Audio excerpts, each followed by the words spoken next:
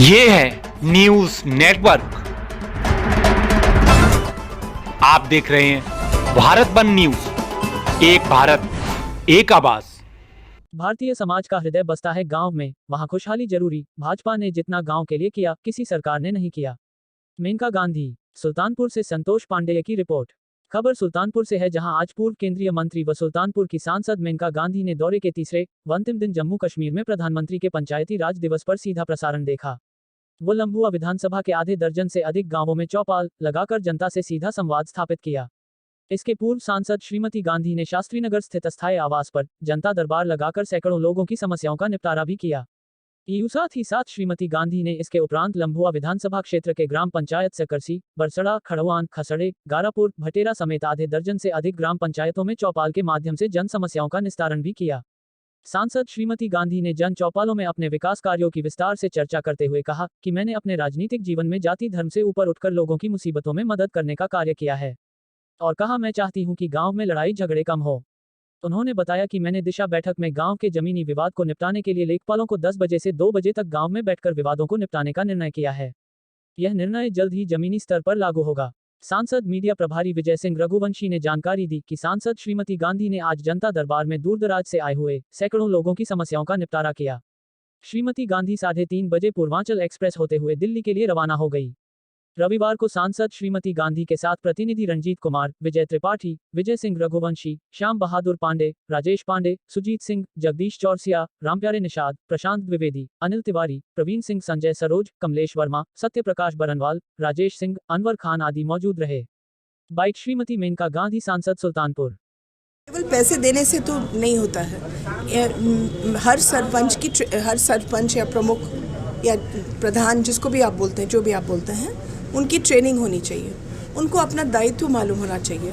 अगर उनमें कॉन्फिडेंस आ जाए कि हम लोग पैसा खर्चा करने के अलावा हम पुराने ज़माने के सरपंचों की तरह हो जाए कि हमारी इतनी इज्जत है कि ज़मीनी लड़ाई हमारे सामने आ जाए, लोगों के आपस के गिला शिकवे हमारे सामने आ जाए, हम और पंचों के सामने, तो फिर पूरा गांव का जो असली बात है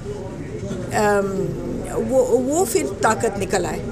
केवल हमने सिखाया है कि पैसे आपको दे रहे हैं, आप पैसे खर्चा करो, तो आपने लड़ाई को बहुत मजबूत कर दी है। जब अब लड़ते हैं गांव में प्रधानी के लिए, तो लड़ाई बहुत तीखी और बहुत क्या बोलते प्रखर होती है और फिर हमेशा के लिए दुश्मनी बनती है। लेकिन अगर लोग समझते कि ये एक दायित्व है और इसमें हम गांव को साफ भी रख सकते हैं, सुंदर भी बना सकते हैं, पैसे कमा सकते हैं बजाय कि खर्चा कर सकें, यानी कि कोई चीज़ ऐसे उगाए, पेड़ लगा करके बच्चों को फल खिलाए अपने आप, इस तरीके से काम अगर करें तो बहुत अच्छा होता।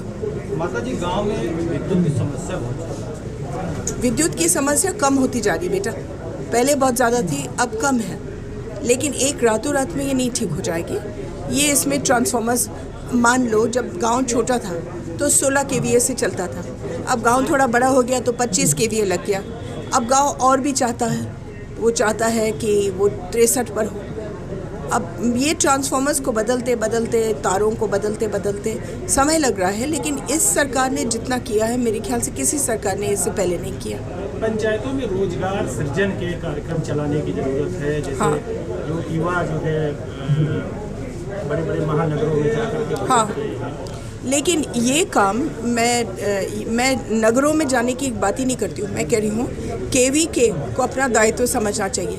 अगर कृषि विज्ञान केंद्र गांव-गांव में लोगों को ट्रेनिंग देना शुरू कर दे कि केवल गेहूँ, केवल गन्ना उगाने के बजाय ये भी उगा सकते, वो भी उगा सकते, ये भी उगा सकते हैं, तो फिर वहाँ के युवक को एकदम से पैसा भी मिलता, वो अपने खेतों से आमदनी भी बढ़ जाती है, उनको दिलचस्पी भी लगती। हमारी KVK कहीं बाहर जाती नहीं है, बस अपने दायरे के अंदर, चारों दीवारों के अंदर रह करके जो आता सो आता, नहीं आता तो नहीं आता। लेकिन उनका काम है गांव-गांव में जाकर के सिखाना। हम तो चाहते हैं कि आप युवक को सिखाओ कि अपने गांव में रह करके